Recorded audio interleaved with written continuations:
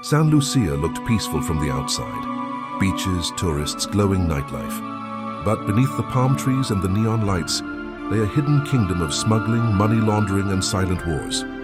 And in the center of that dark world rose a man known only as the Serpent, a whisper, a shadow, a threat nobody saw until it was too late.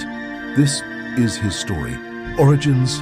His real name was Elias Moreno, born in a fishing district where the sea fed families but stole them just as easily. Elias grew up watching his mother struggle, while corrupt port officials pocketed bribes and let the poor drown in debt. At age 14, he found his older brother, his only protector, floating near the docks, murdered for refusing to carry drugs on his boat. Elias didn't cry, he didn't scream. He just stared at the waves and decided he would one day control the entire shoreline that killed his brother. The boy who spoke softly became the man everyone would learn to fear. The first move, Elias started small, fixing boats, selling spare parts, staying invisible. But he had a talent. He could read people like open books, their fears, their weaknesses, their lies. Within a year, he created a hidden network of fishermen willing to move packages at night. Not drugs, not weapons, information. He sold secrets to everyone, gangs, politicians, businessmen. He never lied, never double-crossed, but he never revealed his full hand. People started calling him the Serpent, quiet, patient, and deadly when necessary. The rise. Elias's biggest breakthrough came when he discovered that the governor's son was running a secret offshore operation, stealing millions from the city. Instead of exposing him, the Serpent offered protection, not loyalty, leverage. Soon every powerful figure in San Lucia depended on Elias to hide their sins. And he never needed a gang. He built something far stronger. Dock supervisors who owed him favors, coast guards he paid in scholarships for their children, night market vendors who watched and listened for him, fishermen who would die before betraying him. He didn't rule with fear. He ruled with control, the threat. But power always attracts enemies. A cartel from the north, led by a violent enforcer named Rafael Cortez, arrived in San Lucia demanding territory. They didn't care who the Serpent was. They burned boats, threatened families, blocked Elias's shipments.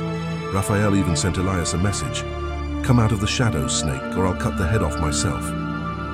It was the first public challenge Elias had ever faced, and he took it personally.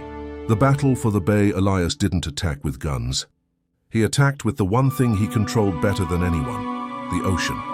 On the night Rafael tried to bring in a massive drug shipment, every lighthouse along the coast suddenly went dark. His boats drifted blind into the shoals, smashing against rocks.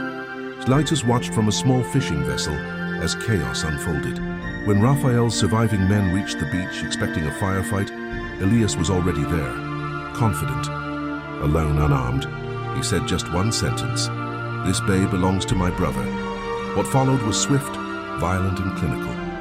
Elias's fishermen, men who knew the tides better than any soldier, struck from the darkness, disabling the cartel in minutes. Rafael tried to escape, but Elias caught him near the rocks where his brother's body had once washed ashore.